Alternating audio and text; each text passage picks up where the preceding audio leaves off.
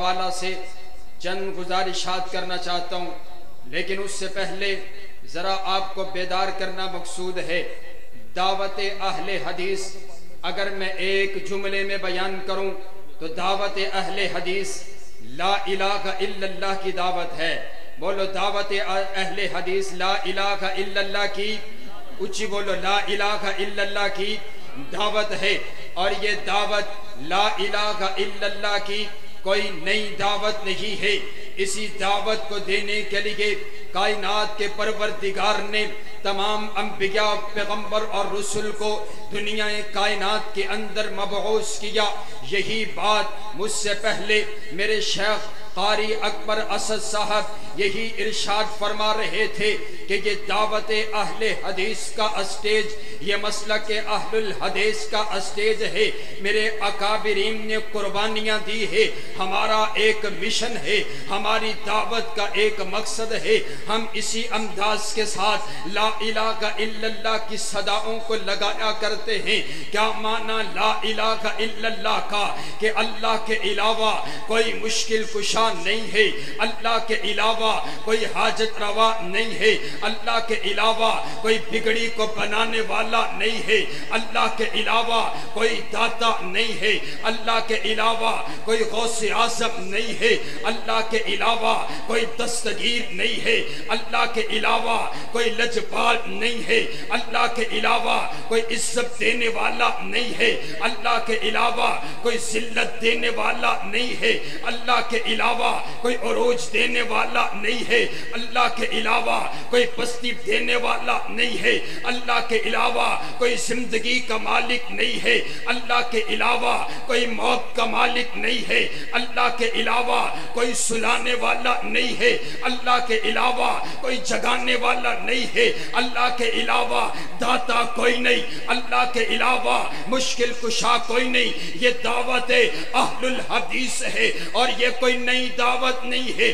اسی دعوت کو دینے کے لیے تمام انبیاء، پیغمبر اور رسول دنیا کائنات کے اندر تشریف لے کر کے آئے۔ ان کے احکامات کے اندر تبدیلی تو آتی رہی ہے، لیکن تمام انبیاء کرام کی دعوت ایک ہی رہی، مشن ایک ہی رہا، دستور ایک ہی رہا، قانون ایک ہی رہا۔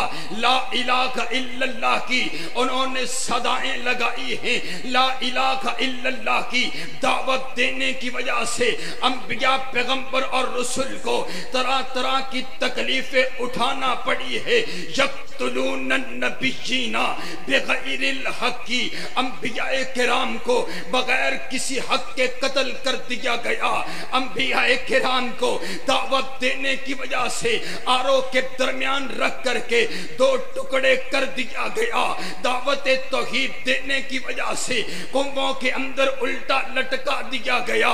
میں کسی اور پیغمبر کی کیا بات کروں، میں اپنے نبی کی بات کرتا ہوں۔ جب میرے پیارے پیغمبر علیہ السلام نے یہی لا الہ الا اللہ کی صدا کو لگایا، میرے پیارے پیغمبر علیہ السلام کو مجنون کہا گیا، آپ کو شاعر کہا گیا، آپ کو دیوانہ کہا گیا، آپ کو پاگل کہا گیا، آپ کے راستے میں کانٹوں کو بچھا دیا گیا، آپ کو لہو لہان کر دیا گیا، آپ کو شیب ابی طالب کی گھاٹیوں میں بند کر دیا گیا، آپ کے ساتھ ناتا توڑ دیا گیا۔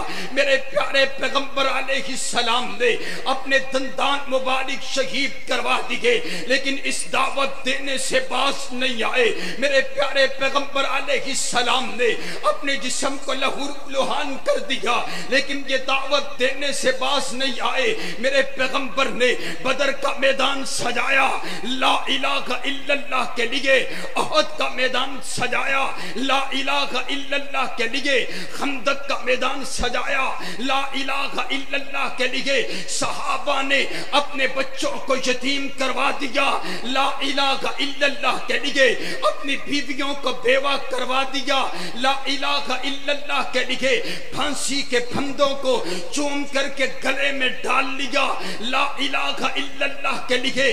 تب تپتے ہوئے انگاروں پر احد احد کا نعرہ بلند کر دیا، دعوت دینے سے باز نہیں آئے، اپنی جانوں کا نذرانہ پیش کر دیا، لیکن لا الہ الا اللہ کی صداؤں کو گلی کوچوں چرستوں میں لگا دیا۔ میرے اکابرین نے بھی صحابہ کے طریقے پر چلتے ہوئے لا الہ الا اللہ کی صداؤں کو لگا دیا۔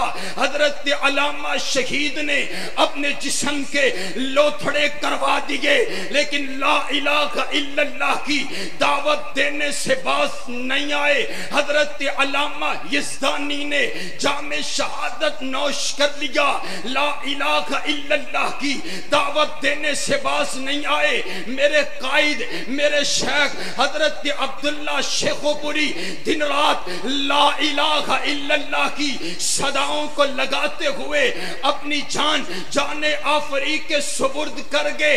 رب کعبہ کی قسم ہے، اپنے اکابرین کے نقش قدم پر چلتے ہوئے میرے شیخ حضرت عبد الرحمن شیخو پوری اپنے بابا کے نقش قدم پر چلتے ہوئے آج بھی لا الہ الا اللہ کی صداؤں کو لگا رہے ہیں۔ میرے شیخ سید سبتین شاہ صاحب دن رات لا الہ الا اللہ کی صداؤں کو لگا رہے ہیں۔ حضرت چیمہ صاحب لا الہ الا اللہ کی صداؤں کو لگا رہے ہیں۔ اور اے اللہ، آج یہ وہابی تجھ سے عہد کرتے ہیں، جب تک جسم میں جان رہے گی، منہ میں زبان رہے گی، ہمارے جسم کا آخری لہو کا قطرہ بھی لا الہ الا اللہ کی دعوت دیتا ہوا نظر آئے گا۔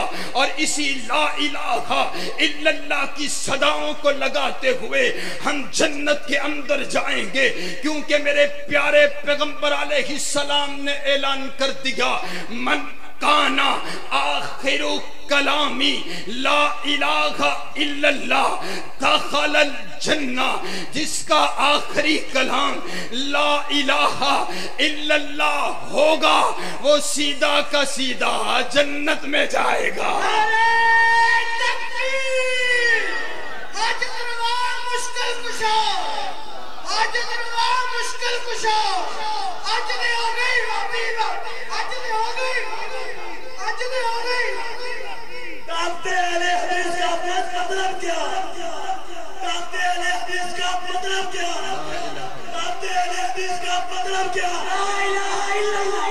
حضرات گرامی کے در آئیے، میں نے صرف آپ کے سامنے 3 باتیں کرنی ہیں، ایک ہوگی 2 باقی رہ گئی، صرف 5-7 منٹ کے اندر اس دعوت کو ہماری تک پہنچایا ہے۔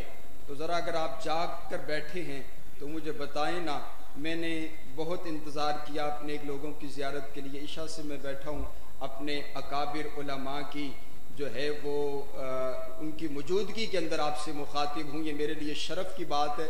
ذرا مجھے ایک بات بتاؤ، یہ دعوت آپ تک پہنچی ہے تو پہنچائی کس نے ہے؟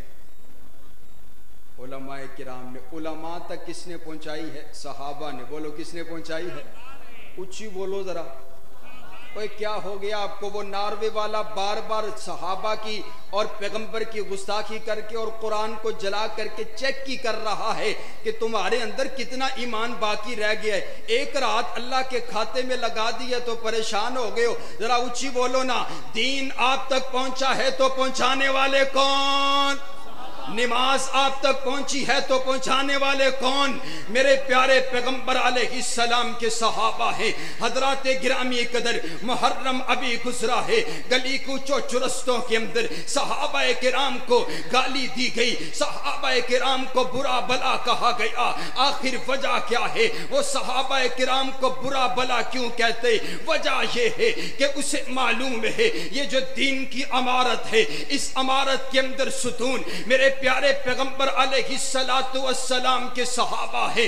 اگر ان صحابہ کو نکال دیا جائے گا، اگر ان کو جھوٹا ثابت کر دیا جائے گا، اگر ان کو مرتد ثابت کر دیا جائے گا، دین باقی نہیں بچے گا، ایمان باقی نہیں بچے گا۔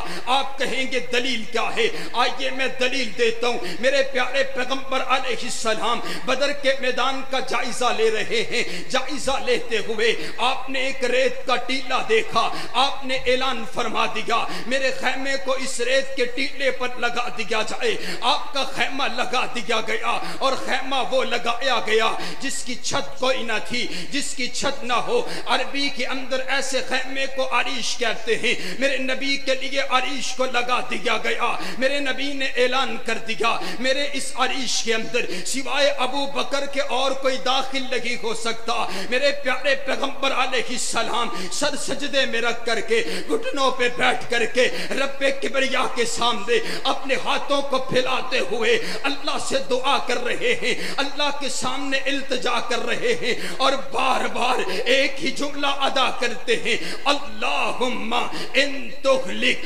ہذہ العصابہ لن تعبد فی الارض. اے اللہ یہ 313 میرے یار, یہ 313 میرے جانثار, یہ 313 میرے وفادار, یہ 313 میرے حبدار, اے اللہ میں ان کو اکٹھا کر کے لے کر کے آ گیا ہوں.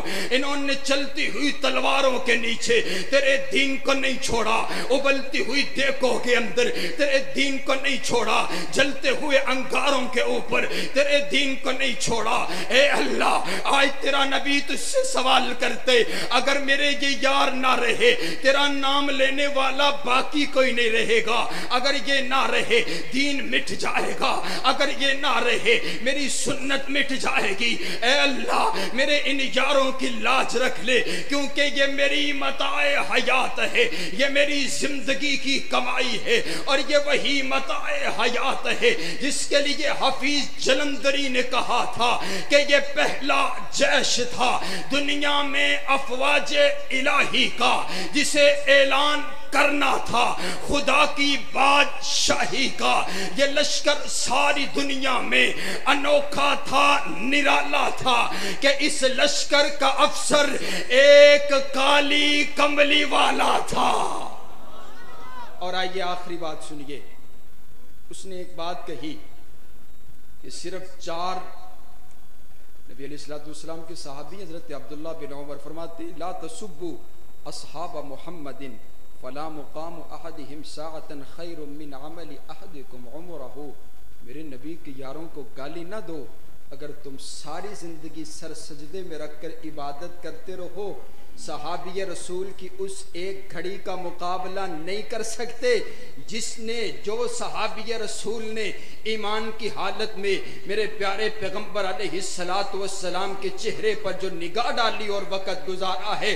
آؤ وہ کہتے ہیں آخری بات سنیے, اس نے کہا صرف 4 باقی رہے, باقی سارے کے سارے مرتد ہو گئے, باقی سارے کے سارے نعوذ باللہ بے ایمان ہو گئے. اور کائنات کے لوگوں مجھے بتاؤ تو صحیح نا, اگر ایمان نہیں تھا انہوں نے اپنی جانوں کا نذرانہ کیوں پیش کیا؟ اگر ایمان نہیں تھا انہوں نے بدر کے میدان کو کیوں سجایا؟ اگر ایمان نہیں تھا بلال تپتے ہوئے انگاروں پر کیوں لیٹ گیا؟ اگر ایمان نہیں تھا سمیہ کے 2 ٹکڑے کیوں کروا دیے گئے؟ اگر ایمان نہیں تھا زنیرہ کی آنکھیں کیوں نکلوا دی گئی؟ اگر ایمان نہیں تھا صحابہ نے اپنی جن جوانیاں کیوں قربان کر دی؟ اگر ایمان نہیں تھا 22 لاکھ مربع میل پر حکومت کس نے کی؟ اگر ایمان نہیں تھا 44 لاکھ مربع میل پر اسلام کا پرچم کس نے لہرایا؟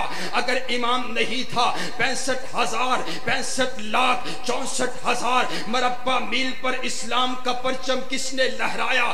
تو تاریخ کی بات کرتے, تاریخ کے اندر فلاں صحابی نے یوں کیا, فلاں صحابی نے یوں کیا. میں حضرت شاہ صاحب کی موجودگی میں اعلانیہ کہنا چاہتا ہوں, اگر وہ تاریخ میرے پیارے پیغمبر کی صحابہ کی تعریف کرے, ہم اس تاریخ کو گلے سے لگائیں, اپنے سینے پہ رکھیں, ہم اس کو اپنے سر پہ رکھیں. اگر وہ تاریخ میرے پیارے پیغمبر علیہ السلام کے یاروں کی گستاخی کرے, ہم اس تاریخ کو نہیں مانتے. فاروقی پاؤں کی ٹھوکر سے ایسی تاریخ کو اڑانے کے لیے تیار ہے جو میرے پیارے پیغمبر علیہ السلام کے یاروں کو نہیں مانتی، ہم ایسی تاریخ کو نہیں مانتے ہیں۔ رب کعبہ کی قسم ہے، صحابہ کی شان کائنات کا پروردگار خود بیان کرتے، والعادیات صبحا فالموريات قدحا فالمغیرات صبحا فأثرن به نقعا فوسطن به جمعا۔ محبوب تو نہیں، تیرے غلام نہیں، تیرے غلاموں کے گھوڑے، تیرے غلاموں کے گھوڑے نہیں، ان کی ٹانگیں نہیں، ان کے پاؤں نہیں، ان کے پاؤں میں آنے والی کھڑیاں، ان کی کھڑیاں نہیں، ان کی کھڑیاں جو پتھروں سے ٹکرائی، جو شرارے نکلے، تیرا پروردگار ان شراروں کی بھی قسمیں اٹھاتا ہے۔ رب کعبہ کی قسم ہے، قرآن صحابہ کی شان کو بیان کرتے۔ اگر آپ ڈرے نہیں ہیں تو پھر آپ نے میرے ساتھ بول لے، کون صحابہ؟ اولئک هم المفلحون صحابہ۔ کون صحابہ؟ اولئک هم الراشدون صحابہ، اولئک هم المؤمنون صحابہ، اولئک هم المؤمنون حقا صحابہ، رضی اللہ عنہم ورضوا عنہ صحابہ، والذین معہ صحابہ، اشداء علی الکفار صحابہ، رحماء بینہم صحابہ، تراہم رکعا سجدا صحابہ، ان الذین قالوا ربنا اللہ صحابہ، ثم استقاموا صحابہ، لقد من اللہ علی المؤمنین صحابہ، والذین آمنوا صحابہ، اولئک هم المفلحون صحابہ۔ ذرا بول کر کے بتا، اگر میرے پیارے پیغمبر علیہ السلام امیر ہیں تو لشکر جرار کون؟ اونچی کھڑے ہو کر کے، اگر میرا نبی امیر تو لشکر جرار کون؟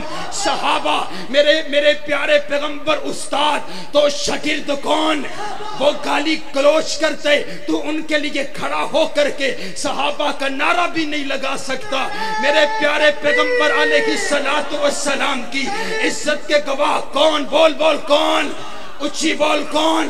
قرآن کے گواہ کون؟ قرآن کو لکھنے والے کون؟ قرآن آپ تک پہنچانے والے کون؟ میرے پیغمبر کی حدیث کے راوی کون؟ آپ تک نماز پہنچانے والے کون؟ آپ تک حج پہنچانے والے کون؟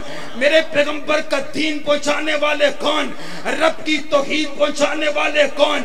صحابہ صحابہ صحابہ صحابہ صحابہ صحابہ صحابہ صحابہ صحابہ صحابہ صحابہ۔ اللہ اگر تو نے مجھے زندگی کی، میں اتنی صحابہ صحابہ صحابہ کر جاؤں گا، گلی کوچوں چرستوں میں کھیلتا ہوا بچہ بھی بولے گا صحابہ صحابہ صحابہ صحابہ صحابہ۔ اگر وہ میرے نبی کے یاروں کو گالی دینے سے باز نہیں آتا، میں اور میری جماعت صحابہ کی تعریف کرنے سے باز بھی نہیں آ سکتی ہے۔ ہم نے سودا کر لیا ہے، ہم نہ بکے تھے، نہ بکے ہیں، نہ بکیں گے، نہ جھکے تھے، نہ جھکے ہیں، نہ جھکیں گے۔ رب کعبہ کی قسم ہے، یہ زندگی صحابہ کے کھاتے پہ لگا چھوڑی ہے، یہ زندگی سودے پہ لگا چھوڑی ہے۔ اور اسی لیے میں بھی کہتا ہوں